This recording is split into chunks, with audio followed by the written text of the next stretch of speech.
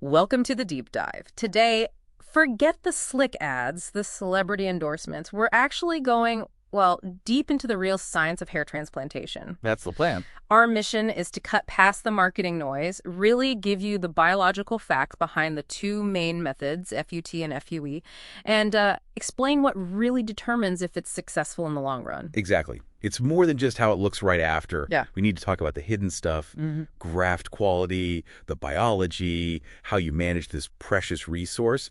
But first, you have to understand what you're up against. Right. We're not just talking hair falling out with age. The main culprit is androgenetic alopecia, AGA. It's a progressive condition. AGA, okay, so that's the key. You said it's hormonal. Can you quickly walk us through the biology there? What's actually happening to the hair follicles? Okay, so essentially it starts with testosterone. There's an enzyme, 5-alpha reductase is the common name for it. Right. It converts testosterone into something much stronger, dihydrotestosterone, or DHT. And the areas prone to balding, those follicles have receptors that DHT binds to.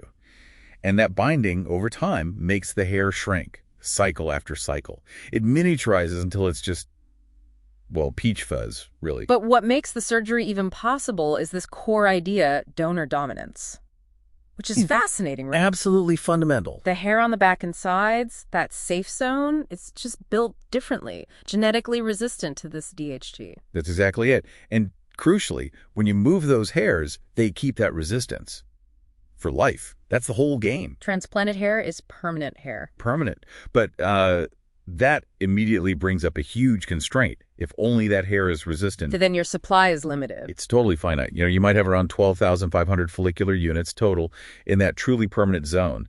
And realistically, over a lifetime, a surgeon can probably only safely harvest about half of that. So maybe 7,000 grafts, backs. Yeah, in that ballpark. Maybe a bit more, maybe less, depending on density, but it's not unlimited.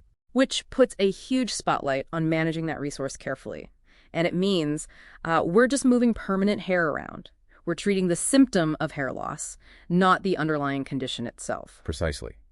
Which leads to a critical point. What about all the other hair?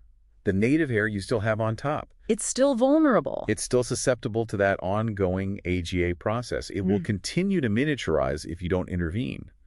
That's why medical management, things like Finasteride or minoxidil, it's basically non-negotiable if you want a stable long-term result. Because otherwise you could end up with these permanent transplanted islands surrounded by, well, more thinning years later. Exactly. You need to stabilize the canvas, so to speak, to make the surgical result last. Okay, that makes the choice between the surgical techniques, FUT and FUE, even more critical. Let's break those down. FUT, first the strip method, what are the upsides? The big advantages for FUT are really yield and quality. You can often get a large number of grafts in one go, 3,500, 4,500, sometimes more. Wow, okay. And the graft quality tends to be very high because technicians dissect that strip under microscopes. This means the transection rate is usually extremely low. Hold on, transection rate, that's basically the damage rate, right? How many follicles get accidentally cut or damaged during removal? Exactly. Damaged goods. With FUT, because they see exactly what they're doing under magnification, that rate can be incredibly low, like 1 or 2%, which means more healthy grafts survive and grow. But there's a downside. The trade-off, is the scar. You get a fine linear scar across the back of the head. So very short, buzzed hairstyles are pretty much out. Right. Which brings us to FUE, follicular unit extraction. Its main selling point is avoiding that linear scar. Correct. FUE uses tiny punches to remove individual units, leaving these small dot-like scars that are much less visible, especially with short hair. That's the big appeal for many people. But it's technically harder. You called it a blind process earlier. Well, it is in a sense. The surgeon can't see the angle of the follicle beneath the skin perfectly. So the yield per session is typically lower, maybe 2,500 to 3,000 grafts. And the risk of damage, the transection rate, is higher. It tends to be higher and much more variable than FUT. You see reported rates anywhere from, say, 2% in excellent hands up to 15% or sometimes even more. It really depends heavily on the surgeon's skill and the patient's specific characteristics. Okay, so harvest method matters hugely. But what about after the grafts are out?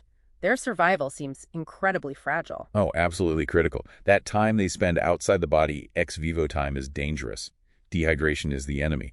These tiny tissues can suffer irreversible damage in 8 to 20 minutes if they dry out. So keeping them moist is paramount. Constantly hydrated, yes. Yeah. Usually in a special holding solution. Now, here's something interesting from the research regarding temperature.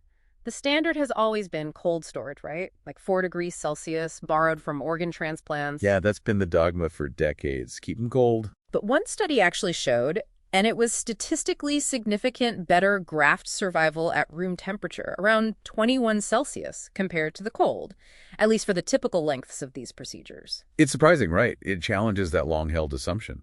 Maybe for the duration of a typical hair transplant, room temp hydration is actually optimal.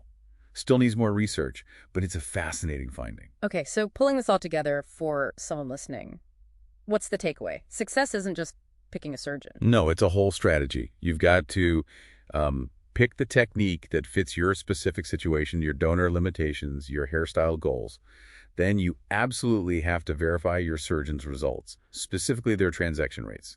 Ask for proof. And critically, commit to the medical side. Lifelong management to stabilize the underlying hair loss. Right. You manage the AGA to protect your investment in the surgery. It's a partnership between you, the surgeon, and the medication. So looking ahead, the big bottleneck remains that finite donor supply, doesn't it? It does. That's the ultimate constraint we can't yet overcome with current tech. Which leads to the final thought. The real game changer, the sort of holy grail everyone's hoping for, isn't moving hair anymore. It's creating it.